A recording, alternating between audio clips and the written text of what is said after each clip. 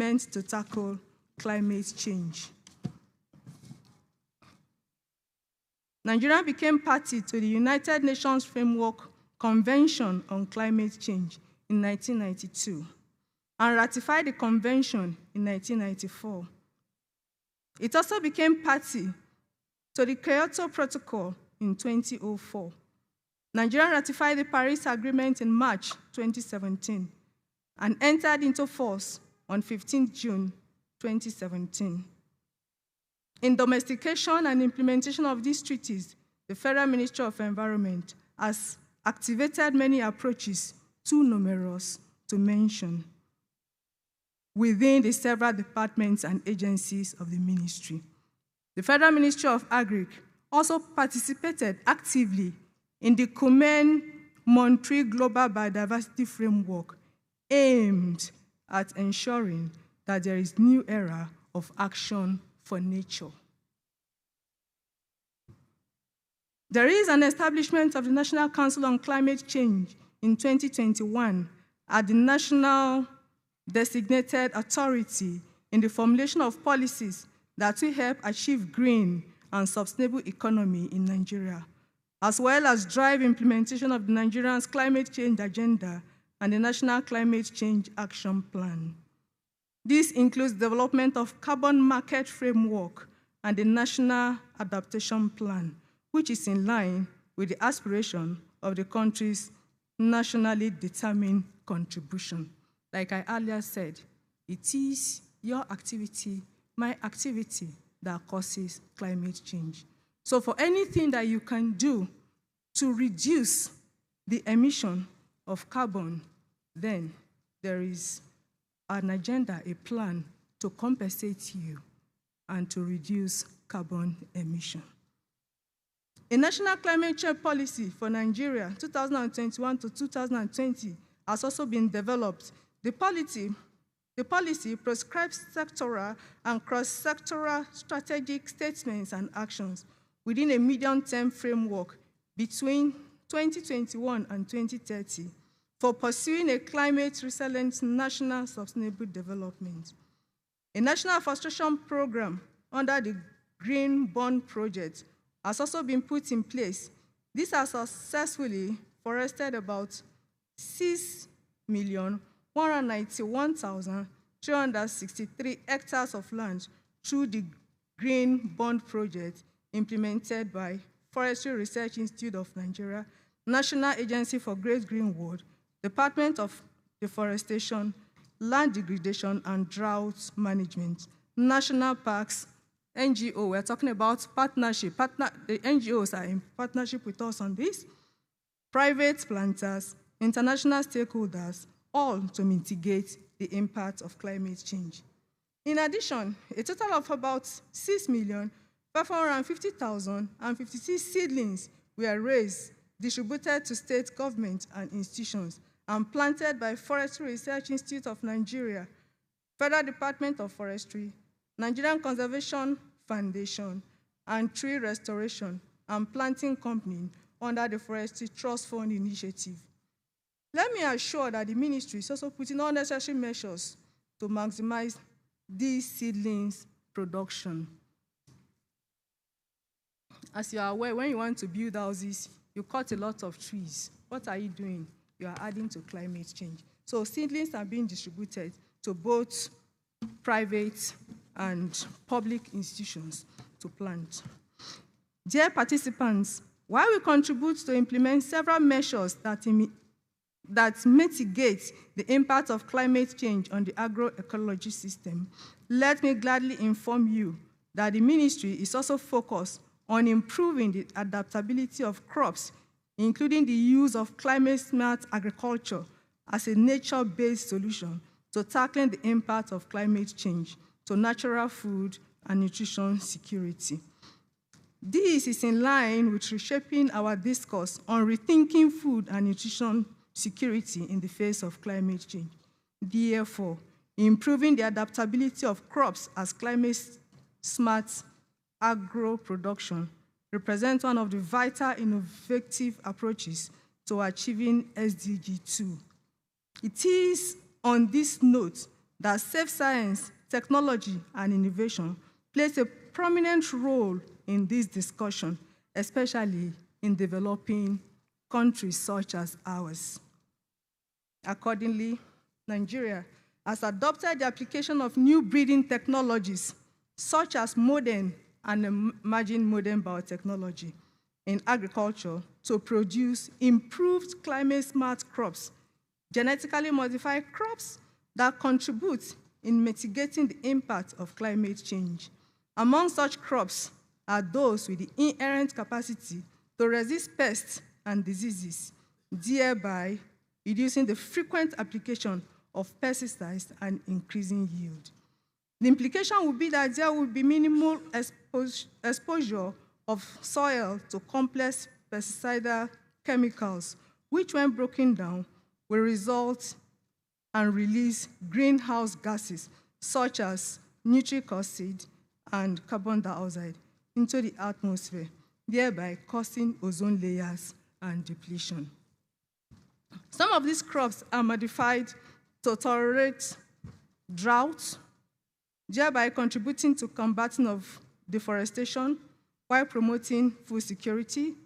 Others are modified to be nitrogen efficient, thus reducing the use of fertilizer that help to reduce greenhouse gases. There are also those that are modified to be salt tolerant, which makes them more adaptable to thrive in frequently flooded areas, among several products of new breeding technology. However, for these crops to contribute to food security in the face of climate change, they must be certified safe to the conservation and sustainability of biodiversity. Taking into account human health, the Federal Ministry of Environment, DF4, is more concerned about the safety of these products, of these genetically modified products, while mitigating the impact of climate change on the ecosystem. Hence, the National Biosafety Management Agency was established in 2015 to provide regulatory framework to safeguard human, animal, and the environment from potential adverse effects of modern and emerging biotechnology and its products, GMOs, for the benefit of Nigeria.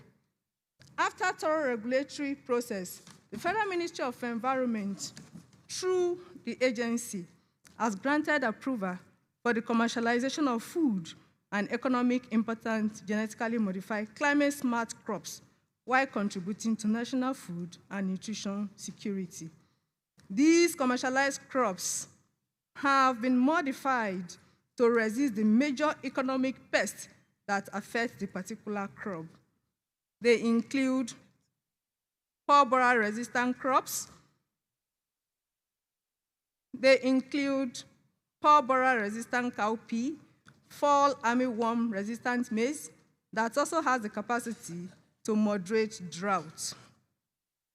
Ladies and gentlemen, as we deepen this discussion, especially for us in the environmental sector, in providing innovative measures to mitigate the effects of climate change, we must bear in mind that scaling up innovation into nature-based solutions, such as safe new breeding techniques as an innovative approach for ensuring food and nutrition security in the face of climate change, is very critical. Let me assure you that the Federal Ministry of Agric, through its department and agency, working in line with the Renew Hope agenda of Mr. President, is now putting in place actions for more comprehensive, all-inclusive, and better coordinated support mechanism, including stakeholders' engagement in reducing the impact of climate change. Let me once again, on behalf of the Federal Ministry of Agriculture, congratulate the Sahel Consulting Agriculture and Nutrition Limited for conveying such an important discourse as we hope for positive outcome that will favor Nigerians' agro-ecosystem. I must emphasize that there is no better time than now to take action. Therefore, let us all join hands to collectively tackle this issue which affects us all. Thank you for listening.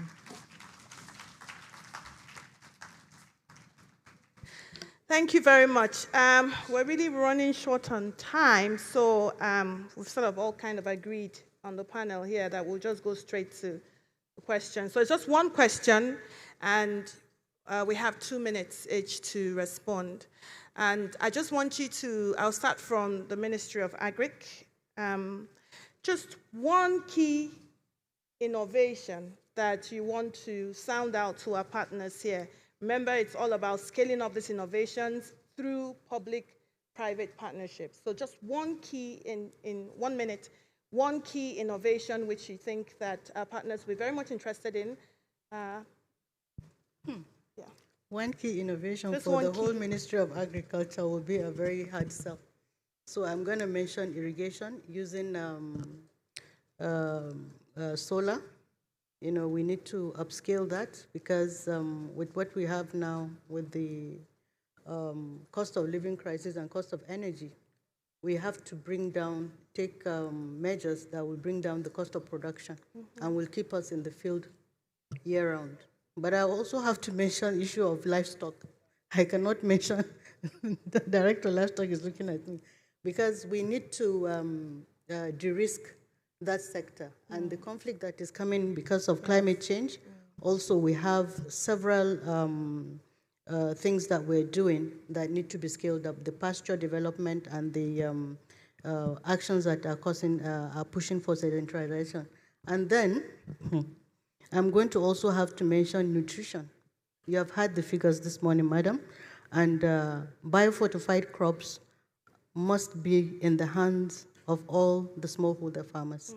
And research in that direction to bring in more must also be done. Thank you very much. Fantastic. Thank you very much. So for agric, irrigation, the livestock, and the final one is nutrition. So partners, please take note. They need to upscale the innovations that they currently have running. I'll go to trade and investment. Thank you, sir, for representing your minister. Can you tell us just one key innovation from the Ministry of Trade and Investment with respect to what we're discussing here? How do we manage food and nutrition security in the face of climate change, scaling up innovations through public-private partnerships? Thank you. Yeah, thank you for the opportunity. As you have said earlier, I'm Mr. Dafang Sule, the Director of Federal Produce Inspection Service. I would like to say two, but the first one is the implementation and enforcement of robust food safety and quality standards, which can ensure that consumers have access to safe food, safe and nutritious food, while also enhancing competitiveness of agro commodities. And secondly, the implementation of carbon pricing, which is a policy that will see the introduction of a carbon pricing mechanism for our industries so that they can incentivize their industries by reducing their greenhouse gas emissions, which can be done through the implementation of taxes, from the industries, and that will lead to, of course, reducing the climate change issues that we are grappling with right now. Yeah. Thank you very much. So you've pointed out two key innovations that would need public-private partnerships. Yes. Carbon pricing, he said, and then of course trying to upscale the competitiveness of the agro products. Okay, coming to the Ministry of Environment, Honorable Minister, ably represented, can you please give us one key innovation that the ministry is currently championing and you would like to upscale this innovation through your public-private partnerships? Thank you very much, Madam Moderator. Like I said, the issue of genetically modified organisms and new breeding techniques the adoption of these techniques is very key in the issue of climate change, because adopting them means reduction in use of things like fertilizer, things like pesticides, which adds to climate change. However, in Nigeria currently, there is misinformation and under-information about these crops. So we want a private partnership on informing correct information to the public out there on what genetically modified crops are, and to also expand the information, thus increasing its adoption. It should be on note that most countries that are into the production of genetically modified organisms, particularly grains, are net exporters of grains. And nothing stops Nigeria to being a net exporter of grains instead of being a net importer of grains. Thank you. Thank you very much. So we'd like to thank the honorable ministers ably represented for coming on the podium to speak to the subject matter. We'd also like to thank the UN Food Systems Convener and the DG NIMET. And just to summarize really what the two sessions have been, the key things that we're taking home with, one, is that there needs to be collaboration, an in-depth level of collaboration between the public, private sector, and even within the public sector itself, right down to the last mile. And both the DG, NIMET, and the UN Food Systems Convener has said our shops are open to the partners. We would like to collaborate on communicating some of this data down. So a lot of what's happening here is collaboration on information, communication, and also scientific innovations that they've talked about. So I think that it's critical, as said by the country representative for FAO, that we don't work in silos, but we work together, and these partnerships are formed to be able to upscale the innovations that are currently ongoing between the government and the private sector. Thank you, everyone, for listening, and I do hope that this information from here was very enlightening, and that you will practically follow through with some of the solutions that have been proffered here. Thank you very much. Thank you.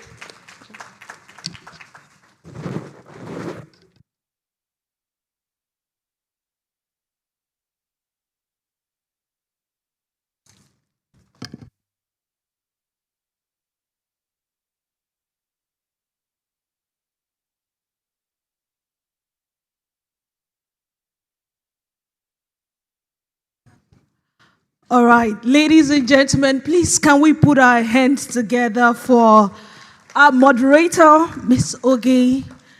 Please, I think she's deserving of a better resounding round of applause.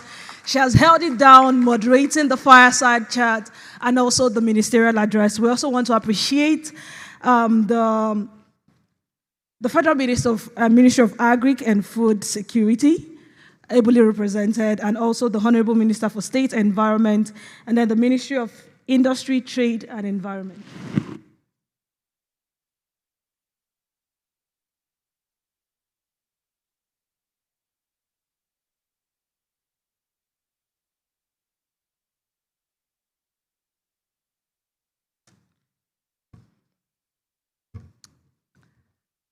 Okay, all right, so there's just a little slight change, but once again, we want to appreciate everyone.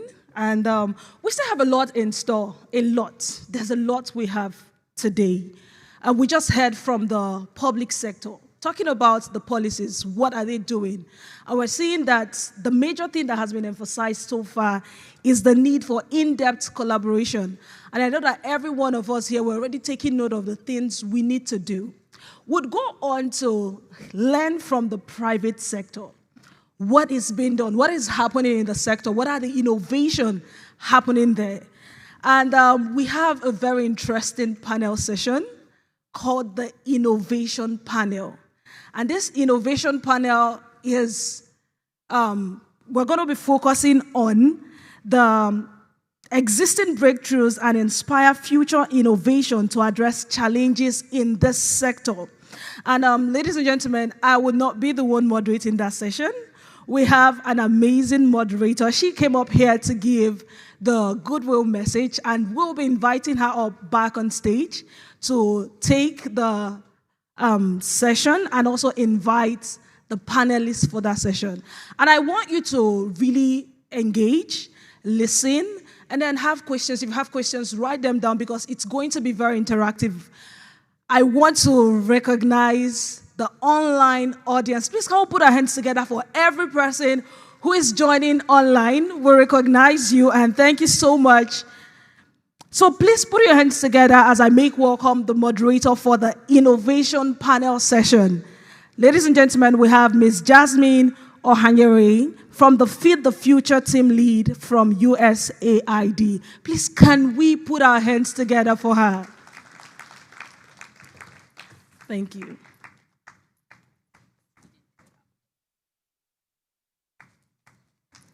All right, excellent. So as we continue, I hope everyone's doing well. Is everybody doing okay? Are you sure? I don't know. It doesn't sound like it. All right. I want to invite my panel members to the stage with me.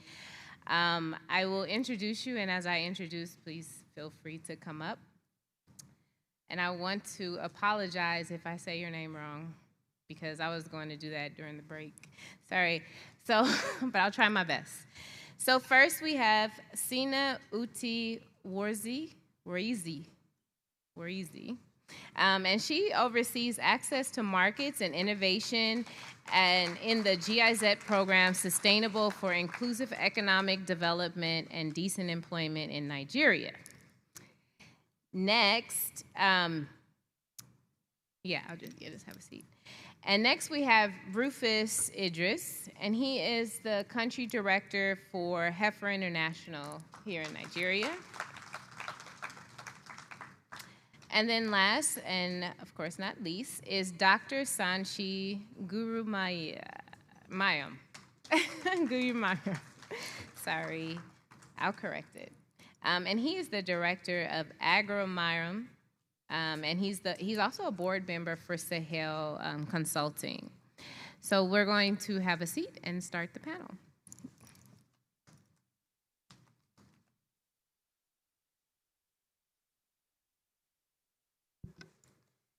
All right, excellent. Thank you, everyone, for staying with us and staying engaged. I want to emphasize the staying engaged. That is something that's going to be important. We have an amazing panel discussion that we're going to have here. So I think the panel discussion will naturally keep you engaged. But what I want to do is I want to allow my panelists to introduce themselves. And as they introduce themselves, they can, I'll have them introduce themselves, and then we'll go into they'll have an opportunity to give a brief overview of their focus, and I'll introduce that focus at that point. So who would like to start? Oh, well, there it is. Over to you. Thank you so much. So you almost got my name right. Try. Zina Uti Waziri. I don't think it's on, is it? Can you hear her? I think it's on. Okay. Thank you. And I'm from the SEDIN program that you introduced, implemented by GIZ.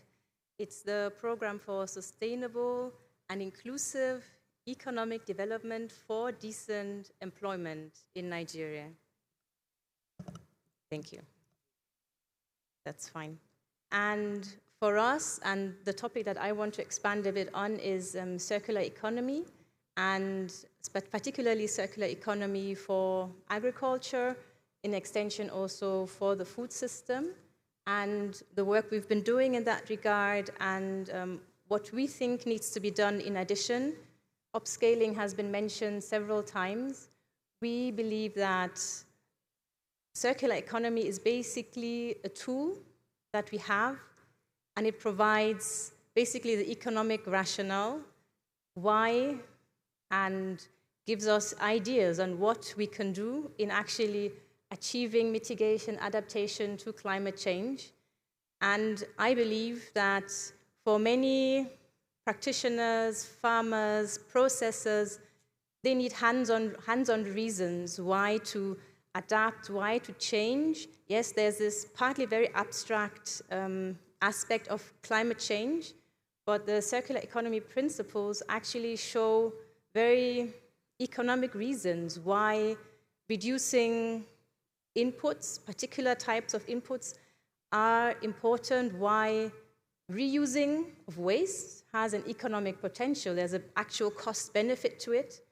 It also shows that why there's a reason, a good economic reason not to pollute water, because there's an economic consequence, cost that needs to be carried. Using toxic inputs have health results that also need to be financed in the end by the economy. And those are basically the principles that are shown very clearly through a circular economy approach. And we believe, particularly a nation like Nigeria, with all its human resources, human potential, also the natural potential that is available, applying the circular principles will actually enable the economy to jump.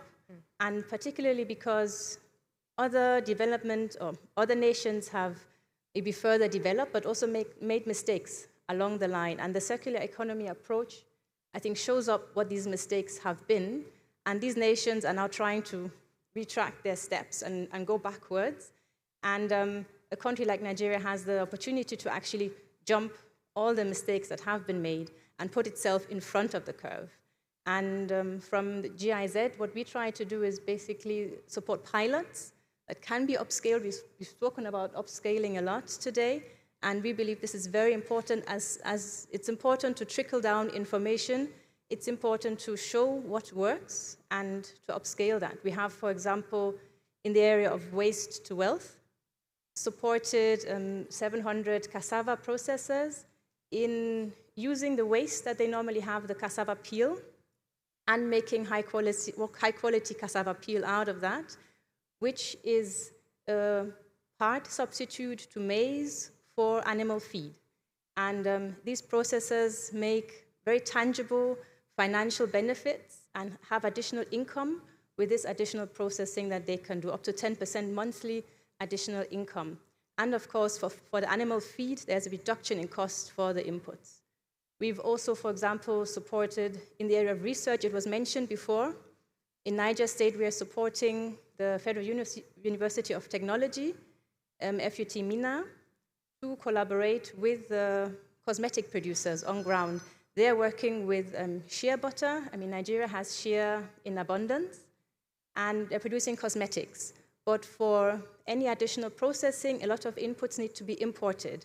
And what we are supporting currently, they are final year students researching plants and ingredients that are local, that are natural, that can be used for oils and fragrances to enhance the cosmetic products by these mainly women producers. And this can, of course, be expanded. So we're big advocates of research and linking university and research to the actual economic practitioners, maybe farmers or processors. We are also supporting several innovation areas. For example, I think it was mentioned, the aspect of food loss, the aspect of transport and logistics. In one of our logistics innovation sprints, a solution was developed to particularly look at the tomato sector. Numbers of 45% of agri losses or tomato losses in the transport were mentioned. And basically, what they have done is a very locally maintainable solution, a solar-powered truck using information on transit technology to transport in the pilot for now from Ogun to Lagos tomatoes and increasing in the end, the income to the farmers because they will have additional income and less losses. The the pilot is currently in a market pilot, minimum viable product stage, and we're really looking forward to the results for possible upscaling. There are many more examples. I don't want to go into all of them. Agroforestry is a big one. Recycling of crates, using them in agriculture, and transporting and safe transporting of agricultural products. So I would leave it here. I think what has been mentioned is what we also want to emphasize a lot, the aspect of upscaling and the role that everyone has to play.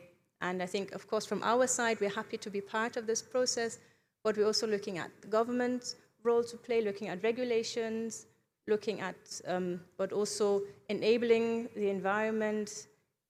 There are several aspects also the private sector can play. We're looking at investing into circular products, and of course also upscaling and believing in these kind of ideas to have the larger scale effect for the nation. Thank you. Excellent. Thank you so much, Zena. I think it's very interesting to hear in your talk, I think you focused very strongly on the appropriate way to learn from things that have been done and not start from scratch. And I think in development and in a lot of the conversations that we had today, it's been focused on that. It's like, let's learn to work from what has already been done and what has been successful and move from there and make something stronger. And I think essentially, as we're looking to focus in the area that we're focusing for this event today, and just focusing in development in general, it is essential for us to learn from what has already been done and make something better. And looking at cassava, I like the point where you're using all the byproducts. I think a lot of times we waste some of the products that can definitely generate lots of income, and by finding effective ways to utilize it, it gives more opportunity, especially for women, as you mentioned. So I think that that's amazing.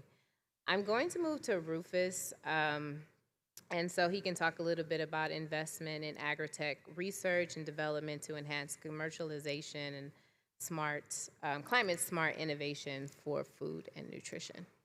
Thank you. Thank you so much. My name is Rufus Idris from Haifa International. We are one of the oldest INGO in the world, been around for more than 77 years. We've been working in Africa we're going to be 50 years next year in Tanzania.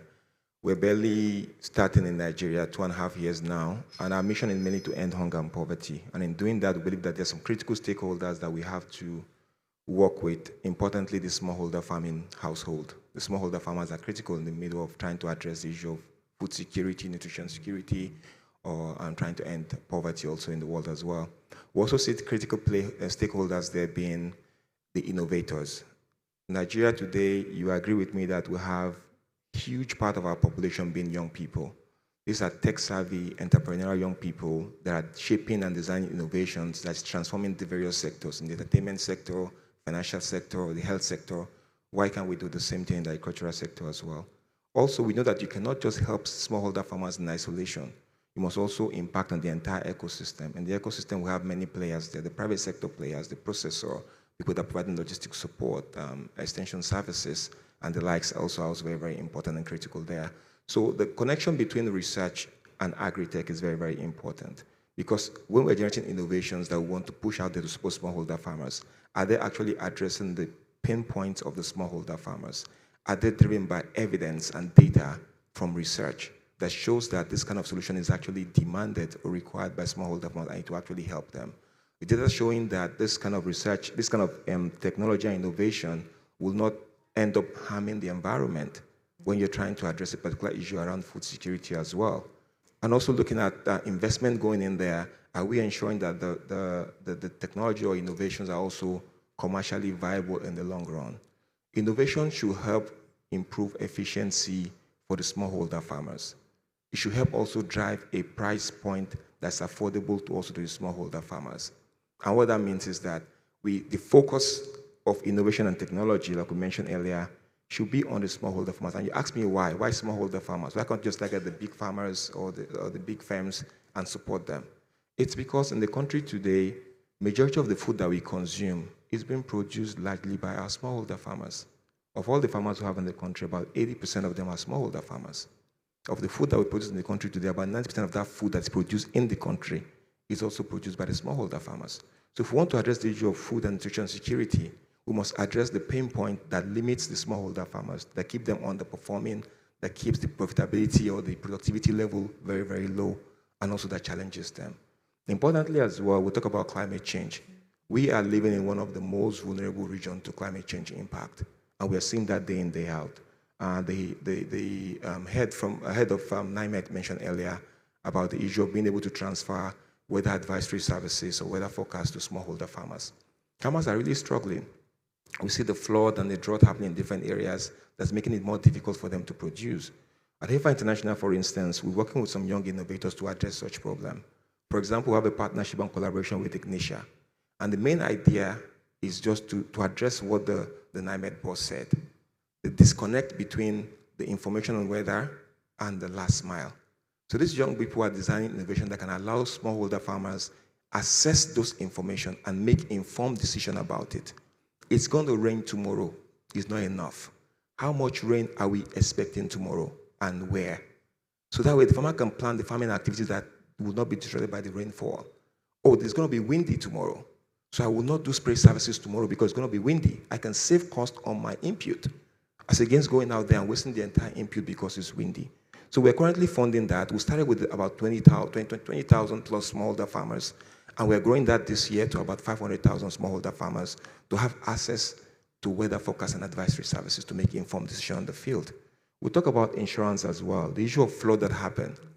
2 years ago, we started investing in smallholder farmers. How do we change the mindset about insurance?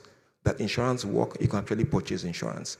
But we have issues to deal with the smallholder farmers. One, the behavioral change that needs to happen. We don't believe it works. We can't afford to pay for insurance at the beginning of the farming season because we're busy buying input and buying other things. And also, we don't get paid if anything happened to us. So we want to address those critical issues.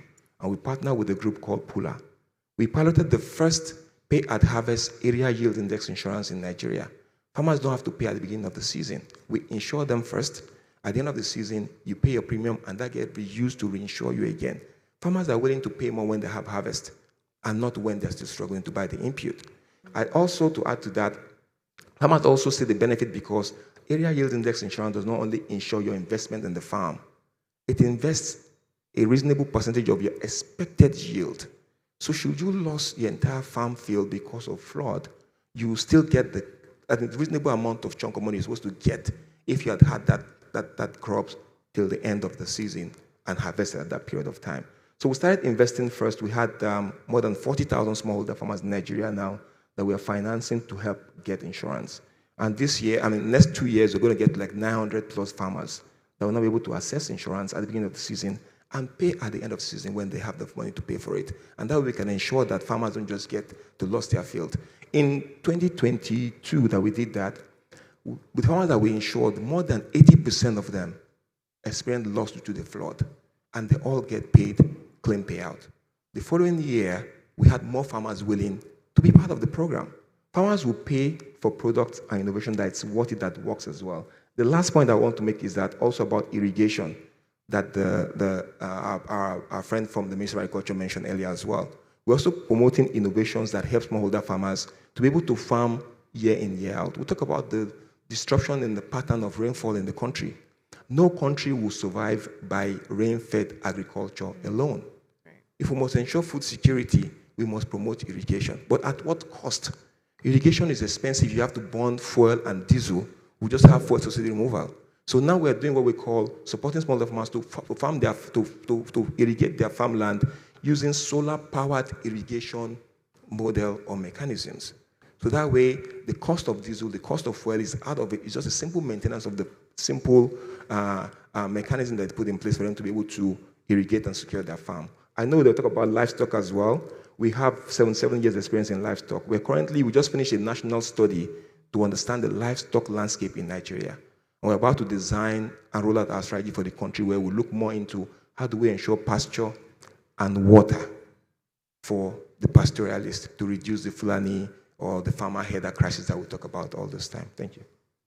Thank you so much, Rufus.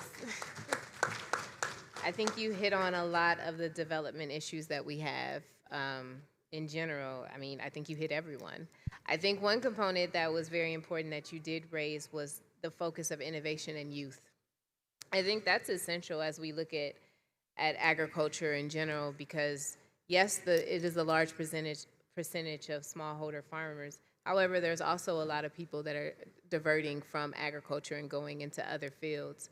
However, with the introduction of innovation, I think it gives the opportunity for people to become excited about it, to understand that there's more than just being in the field and plowing. And it gives them an opportunity to see that there's so many avenues and so many components of agriculture. And of course, it goes into the many, many other areas that you focused on. Insurance being a major problem to get people to be interested in when you have people who can barely afford the inputs, the idea to invest into insurance is something that's very daunting. However, and a lot of times it's very rewarding because when they do lose, they still have some kind of support. But at that, I think in development, it's an ongoing issue that we have in helping people feel secure in investing in insurance. But I'm going to move along to Dr. Sanchi, and he's going to give us some information on promoting gender and social inclusion to empower vulnerable groups to adopt climate smart practices. Thanks. Thank you, Jasmine. Thank you. Good afternoon, everyone. Can you hear me okay? I know it's late in the afternoon, early in the afternoon, late for lunch. Yeah. Hopefully we don't stay too long. My name is Sachi Gurumayum. It's a pleasure to be back here. Many years ago, I'm talking 10 years back, I was posted here as a country director, spent 3 years. So it's wonderful to be back here to see some of my former colleagues as well, Isaiah, Wale. Good to be here. I'm going to talk about gender, climate smart agriculture, and how do we include vulnerable communities into adopting climate smart agriculture. And I'm going to do this in 3 points because I know many of you are tweeting on X right now. I'll keep it simple for you so you can just advertim, write it out. But before I do that, I just want to give you 2 things that I do. I work for a company based out of Switzerland, which is helping multinationals come to Africa with innovative, novel technologies. I'll talk about that in a little bit. But I also am involved in a foundation in a state in India called Manipur, where we're actually working with smallholder farmers at the last mile, or you might say at the first mile, because that is where food originates from, and helping them to adopt newer practices. So coming back to the point about gender and climate smart agriculture and how do we include more people, I'd say 3 things. First is around practice. So if you're tweeting, practices. Second one is around tools. And innovation doesn't have to be just on technologies, on the tools, but the third point, which is business models. So we're talking today about practices, tools, and business models. And I'll elaborate on those in a little bit more detail. When we talk about practices, if you think about climate smart agriculture, we're thinking about, new ways of farming. How do you change farming practices so that you are more water efficient, you're more nutrient efficient, right? What sort of practices are available today that will enable, and we've heard about, even from the Ministry of Agriculture, we've heard about irrigation. What kind of irrigation practices are most suitable to smallholder farmers, for example? Is it drip irrigation? Is it handheld irrigation? Is it flooded irrigation? Those are the things to think about. We've also heard a lot about regenerative agriculture, practices that will help to improve the soil.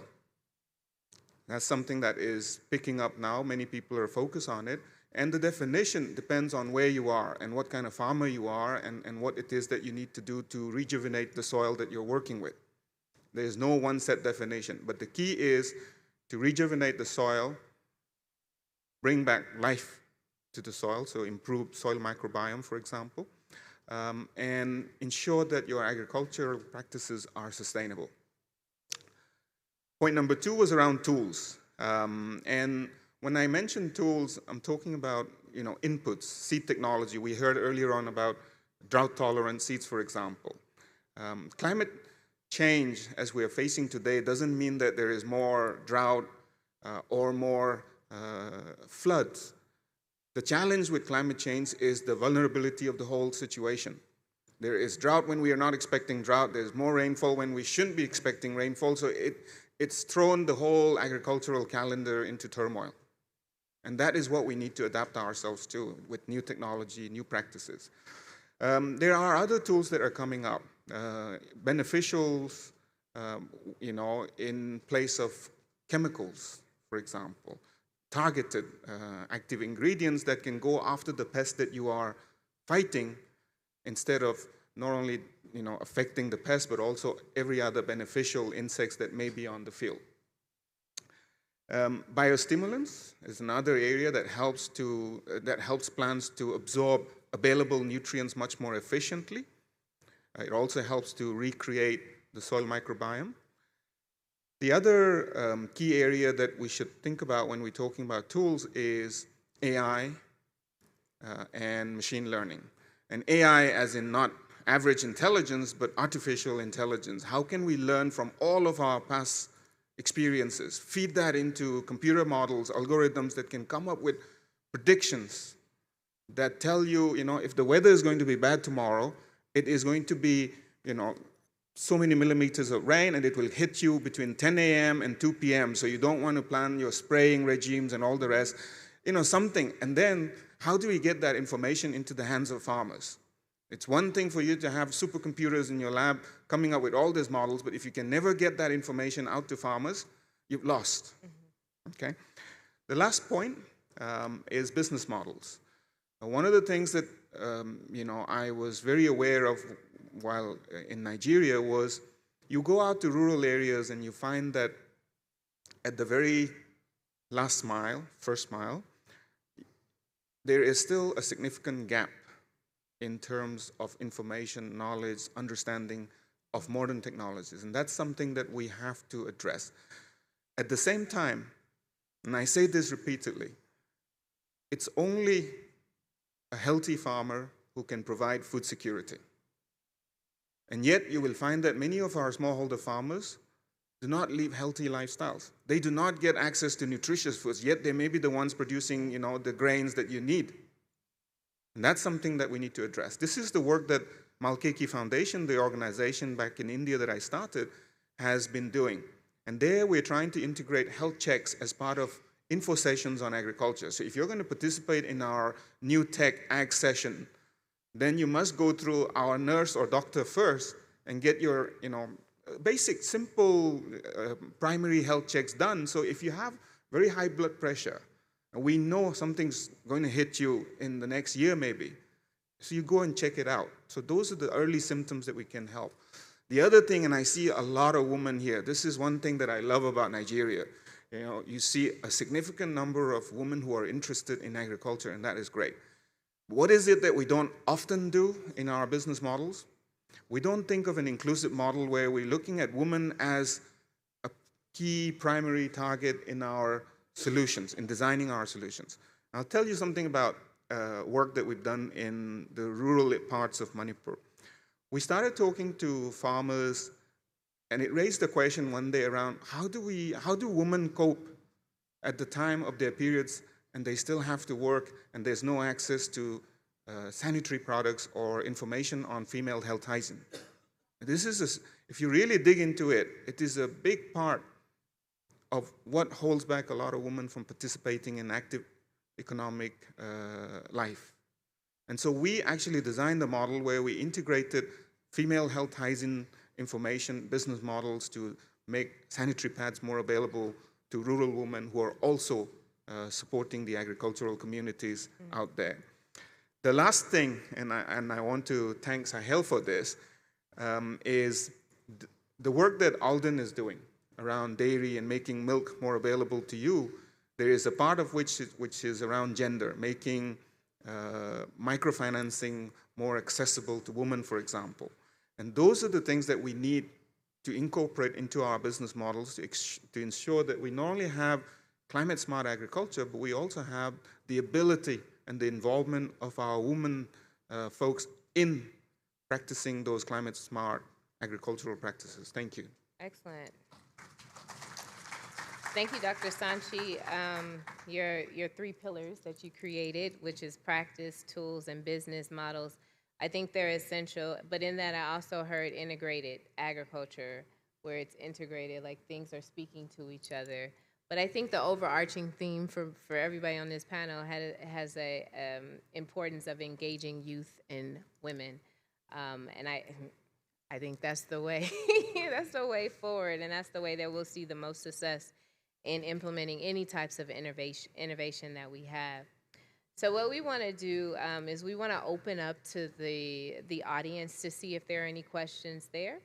If there are no questions, I have questions for the panel, but I'm happy to share. And Jasmine's questions are tough, so please ask your questions. Who's helping with the? Okay. There's one at the front. Thank you. First, before we go, we'll take about maybe 3 or 4 questions, and then we'll respond to the questions. Thanks.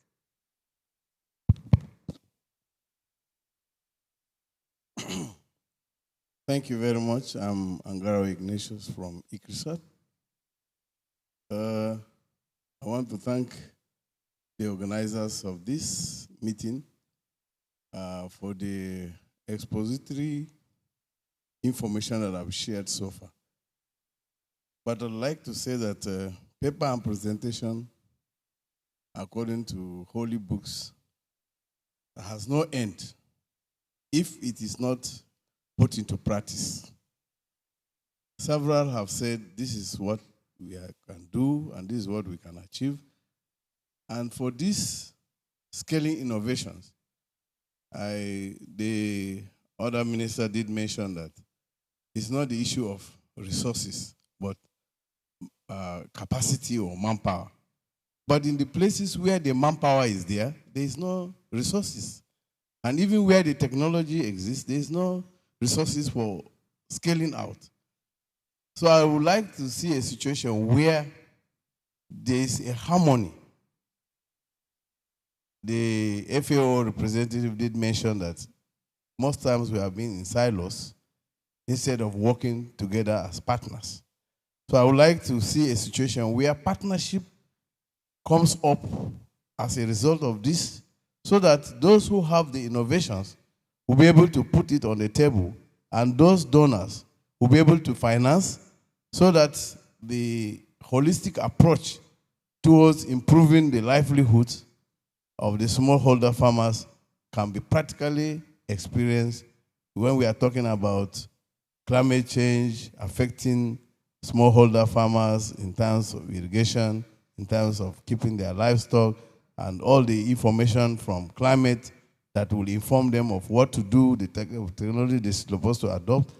So I'm just asking, in a way, how do we get resources to those who have the technology and upscale it in a holistic manner other than the individualistic approach that is not tackling that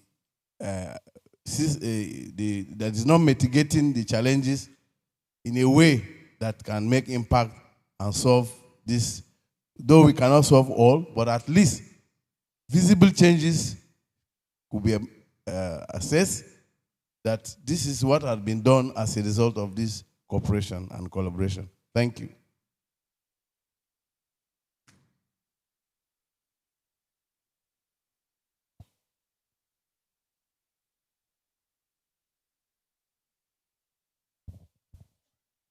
Good afternoon, moderator. Good afternoon, everyone. My name is Engineer Baba. I have 2 questions. One is going on. No. Please. Okay, I'll join them together. Yeah. The first thing is we have 2 issues at hand. One is climate change. The other one is food security. They have a nexus. Climate change leads to food security. And my question is like this. We talked about food security, and climate change. The person representing Federal Ministry of, I think, Trade talked about pricing carbon. While the other minister was talking, she talked about the framework, national policy on climate change. Is there a framework for CER in Nigeria? That's the question I wanted to ask on the climate change. Then the sustainability of the funding, it comes. Somebody talked about it. I think Dr. Gurumaya talked about business model. I have not heard anybody among all the speakers that talked about this our plan, this is the model we are following, such a way that people will key into it. Thank you.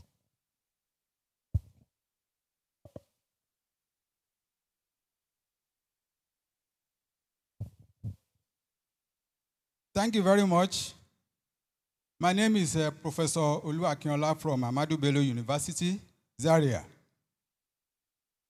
I just want to point out a missing link that we have not been talking about since.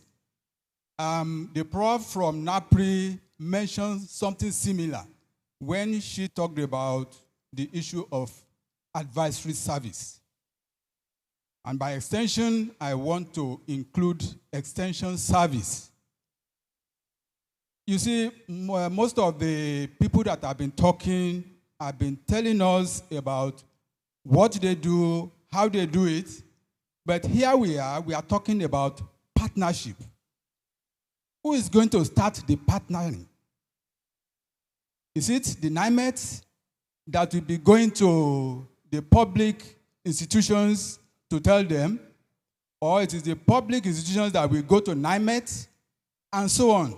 There is need for collaboration. And how do you collaborate? How do you partner? I expect each of these institutions to have an extension unit so that the collaboration becomes easier. When there was flooding last year and thousands of hectares, of farmlands were washed away, particularly rice, I called the executive director of NCRI and I asked, I used to hear of swamp rice. Can't this be upgraded, or can't a kind of breeding activity be carried out in your research institute such that rice can survive inside water for as long as it is available and still produce more? And he told me that they've just developed about 2 varieties. I think he called it Faro 85 and 86 or something like that. How many of our farmers have access to this? So this is the type of partnership that I'm thinking about. Let the research institutes partner, with the stakeholders so that each and every one of them will come together. Thank God for this kind of platform. Sahel Consulting. You can see everybody here. Do we have any other organization that is going to bring, all these units together? I think it is very, very important. Let every unit have an extension outfit that will be extending whatever innovation that is available within that institution to whoever is the beneficiary. Thank you very much. Last question to the lady here. The lady right there who's raising her hand. Thank you. Thank you very much. My name is Tammy, and I'm with the Federal Ministry of Agric and Food Security. I have 2 questions. Just the one, okay, please. So I'm going to merge them then. They actually go, I'm speaking to Mr. Idris and Mr. Gumorao. Yes. I'm just gonna merge a question, so you just take your spot. So my question goes this: concerning the innovations you're proposing for the young people to come up with, are you going to ensure that they have copyright, um, patent rights to whatever innovation they come up with, so that they're not afraid to take innovation in agriculture as a business and not restrict themselves to just watching, but actively participating in bringing up new innovations to aid in the agricultural plans you plan on implementing in Nigeria? Do you have that in stock? And also, concerning the healthcare products that you made possible for the women in India, did you happen to do that in collaboration with the makers of the healthcare products, or was it done at a subsidized rate or made free for them? Thank you. Thank you so much. Excellent questions. We have we have to get to the questions, sorry. Thank you everyone for your questions. We have 4 questions here. I want to open up to the panel to make a decision, except for the last one, which was directed directly to the panelists. 2 questions, very sneakily done, but the first question, I think overarching, it is how are we going to put into practice what is being said in this event, scaling innovations, and also creating better partnerships and utilization of resources. So would anyone on the panel want to take that one? Okay.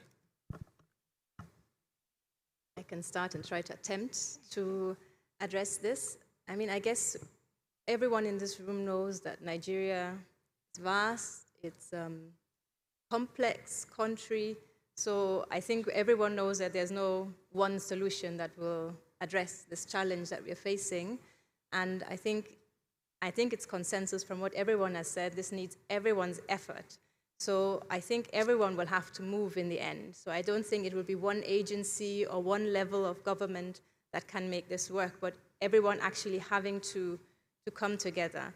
I particularly think that the local governments have an important role to play because they're very close and much closer to the actual practitioners on ground, particularly when we speak about people that might not have access to digital tools. And so I think here definitely where we're talking about trickling information down, I think the local level and bringing the local level into a coordination, I think that will be very important. I know, for example, from what we've been doing, we've been supporting networks of businesses and public servants coming together to discuss what they can do on local level, which innovations they can implement, which best practices they should implement, and basically going priority by priority, because there might be so many things that need to be done. We need to also prioritize the resources that we have. And for example, in some local government areas, also Feed the Future is active, we are active, others are active, and we come together and say, okay, what is the priority? Let's, for example, support the aspect of inputs, or for example, some local governments say, no, we need improved seedlings, and then they've invited to Niger State IITA to come and set up demonstration plots that they can now start from. So I believe that the bottom-up approach will be one of the success factors and solutions, but it might not be the only one. But in the end, it will definitely need everyone on board. We know that these groups, these dialogue groups, advocacy groups, they also speak a lot, and I think more is needed to possible investors. We need also more investors that are risk-friendly, not risk-averse, basically, to try out new things, to work with these innovators, with the young. And even though there's always a risk factor, to basically trust into the very innovative spirit of the Nigerian youth. Excellent. Okay, sure. Go ahead, Rufus. Thank you. So I'll just also propose that in addition to just this one of convening on a yearly basis, we need to have what we call an ecosystem building mechanism. I think I was working on something a few years ago before COVID-19 came, It was a FCDO-funded project, and FCDO had to shut down that program. It's mainly bringing all the necessary partners together, the smallholder farmers, the innovators we're talking about, the innovation hubs, government that has to do with policy and also enabling environment, financial institutions that actually will finance and fund some of the solutions and innovations, research institutions that will help us with evidence data that we need to back this up as well, business schools that will support some of the business modeling and business plan that's viable and sustainable. So all these people meeting together in a system where you can triangulate and discuss on solutions to smallholder farmers. Farmers making a case for what they think they will buy, what they will adopt, what will work for them.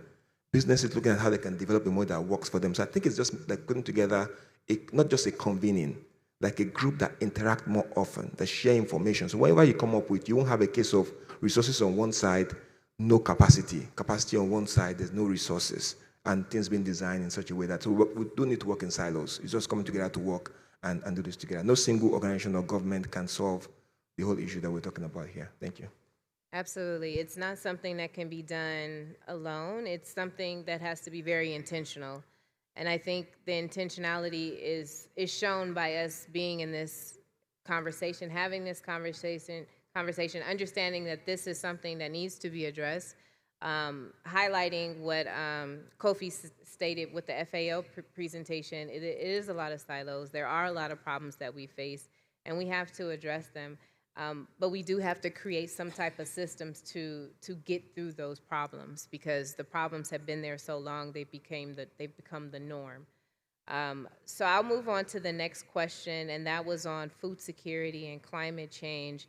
And essentially, I think the overarching question was about carbon markets, being able to effectively identify ways to utilize the carbon market here in Nigeria. I think it's a great question. Anybody have any info on carbon markets? Dr. Sanchi. Thank you. I'll give it a shot. Carbon markets are coming up.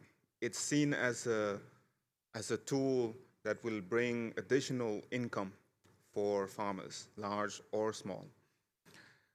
And I think it certainly is a very interesting option.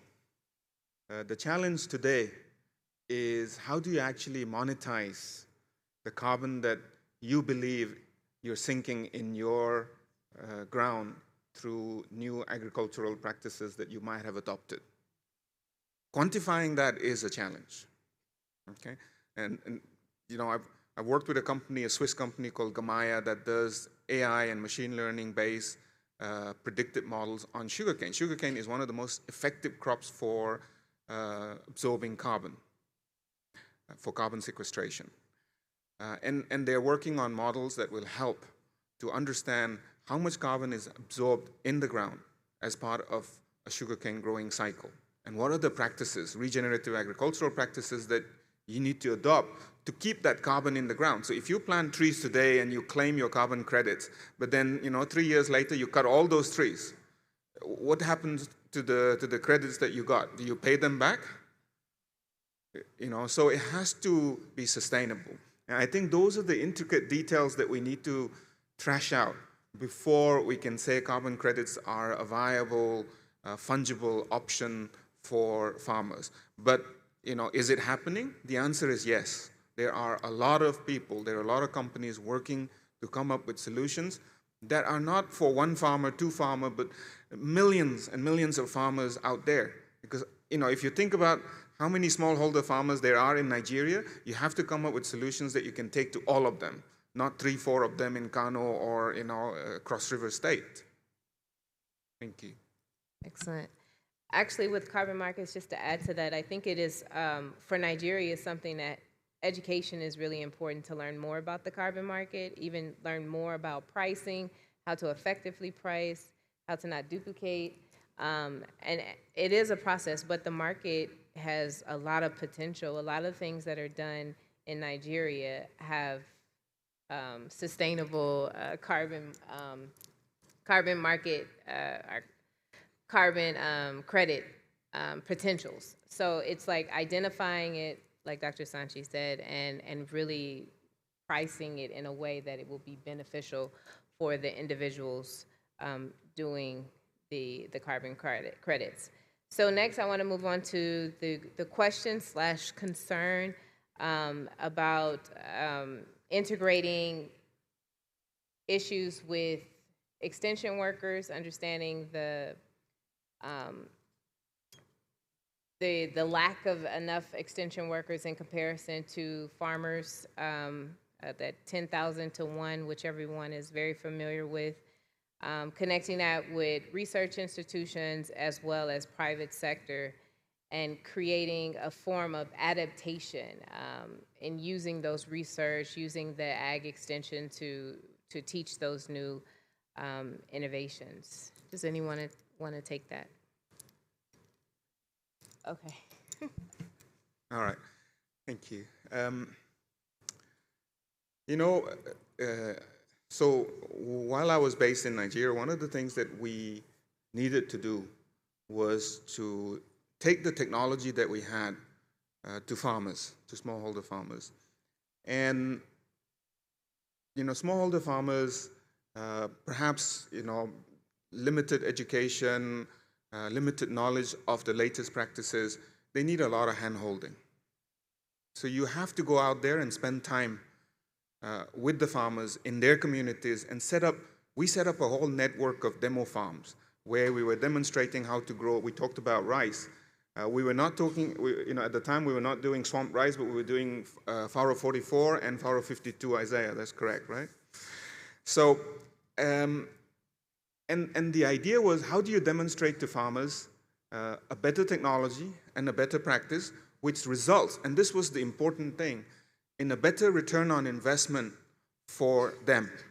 So if we tell you, you know, let's do this collectively, where you adopt a newer variety of seed, maybe drought tolerant, maybe, you know, just a purer germplasm, and you invest a little bit more and protect the potential of that seed through better crop protection and nutrition, fertilizer regime, for example, and you invest a little bit more and you get 100% in return on investment.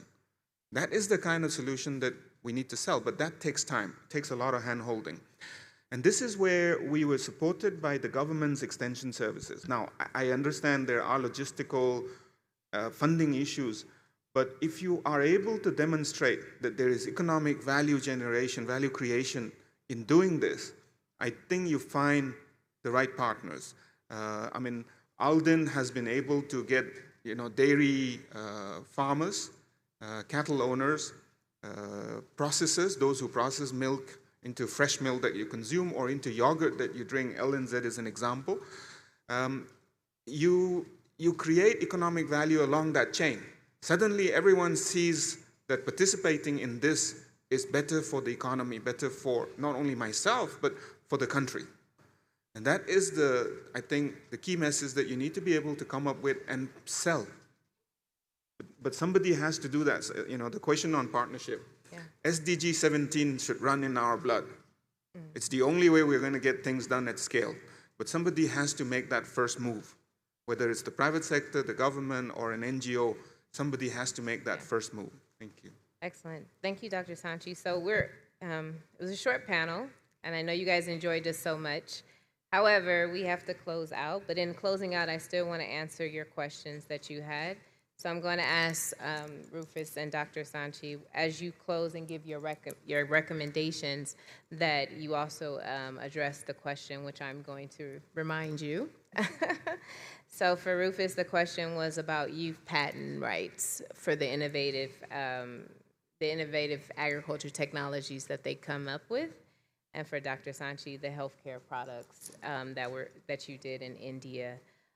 So with that, you know what you have.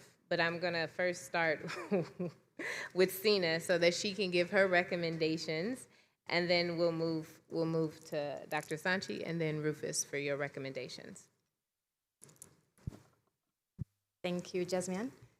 So as a closing, I think my takeaway for this morning's session and all the discussions and inputs that we've heard is really actually a call for action. I think we're at a stage of urgency everyone knows what's happening. We have solutions out there. We have information.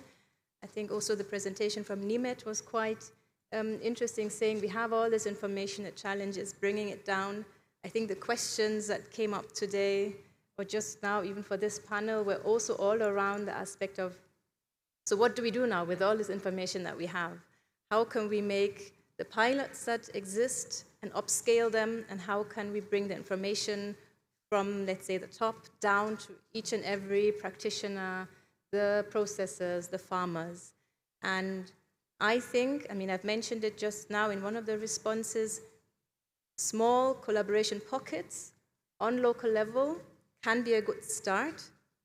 But Rufus, you also mentioned it, the larger scale coordination of all the stakeholders on the state but also national level, of course, are also important to make sure we're not running all in different directions, 795 directions, but actually all in one direction. And to bring it back, I think this circular economy approach that we're really supporting provides us with a good framework to actually make an opportunity out of the challenge that we currently have, and basically jump some of the development steps and really get ahead of the curve. And the potential is there. And how can we get there? It's for each and every one of us to play our part, and also to communicate in each step that we take what the benefits are, because using these climate smart practices, using circular approaches has economic benefit. There are economic benefits in each of these steps, in reducing waste, in reusing waste, in retaining material, not using virgin material. And these economic benefits are what might enable us to actually jump and make this development jump. And I think it's also a call, of course, to action from the development partner side. In our collaboration, I think we've all understood that, and we're already coordinating our efforts. Also from the government side from the policy side, I think Nigeria has very good policies. It's also the implementation of those policies and trickling down to state level. Also from the regulation side, looking at, for example, the aspects of packaging. Other nations are moving away from packaging. In Nigeria, we have all these open markets selling loose grains. Is there a way of certifying loose grains and not going into packaging in the first place? And basically, avoiding the loop that others have to do and making economic losses through that. And Nigeria has that potential. And from my side, I think we can make use of this opportunity. But of course, the private sector and financing was mentioned as well. We need to bring those with the money on board. We need to show them what has worked and ensure that they invest into those solutions that follow the principles that we've been mentioning. And I think that's key. There's a lot of investment still going into the as usual and scaling up what we've been doing in the past, but we need to channel the funds into those solutions that are really climate smart and that are circular. I think I would leave it here. Thank you. Thank you. Dr. Sanchi. Thank you. So two things, right? One is on the product and then my parting thoughts.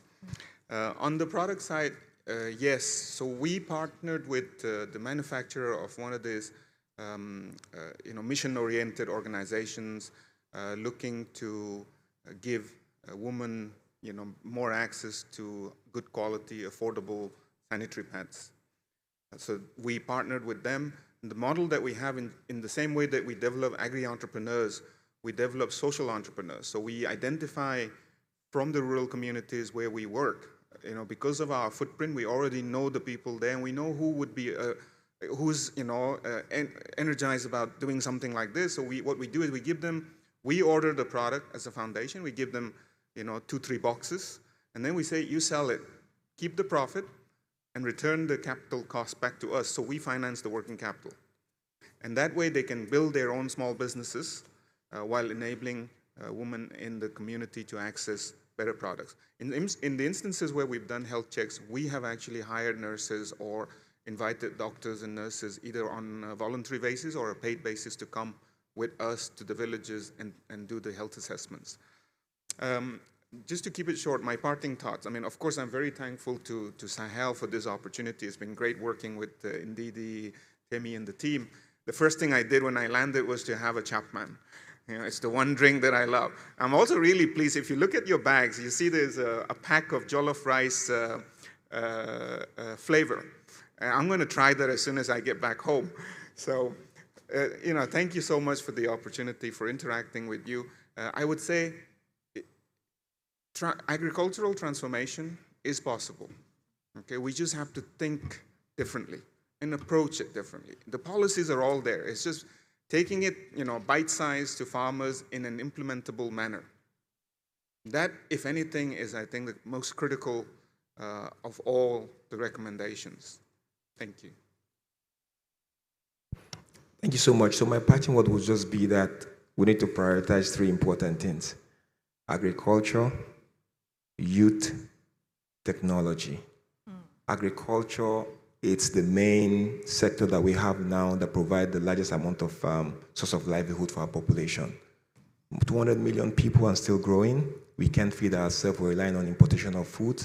We need to act now more than ever if we must feed ourselves. Average family is spending about 56.7% of their income on food alone. What is left for other things in the family? Youth, I would say that includes both young men and women. Our smallholder farmers are aging. An average smallholder farmer in Nigeria now is more than 60 years old. The young ones are not interested in agriculture because we're not making it attractive enough to them. We need to do more to attract them, not just to be farmers, but also provide support services for smallholder farmers, extension services, financial services, market access, and the likes. And technology, we cannot unlock the potential in our own agriculture. We'll continue to underperform if we can't unlock technology that is required there, mechanization services that is required, climate-smart agricultural solutions that can help them thrive and survive well, extension services as well that we can support. So I think those are the three things. And to address your question quickly, yes, we are prioritizing patent rights for a lot of the ag tech that are coming up. It used to be a big issue in the past, but today you can see a lot of thriving ag tech in Nigeria, and government has really tried to make it easier for you to have the patent right to some of your innovation and solutions that you're providing. And we are more than happy today that one of us that has been in this struggle for many, many years is now the Honorable Minister of Communication, Innovation and Digital Economy, Honorable Minister Bosun Tijani. So we are very hopeful that we'll get it right in this administration. Thank you. Excellent. And as we close out, we want to say thank you, everyone, for allowing us to have this panel. Thank you, Sahel Consulting, for giving us the opportunity to have this conversation.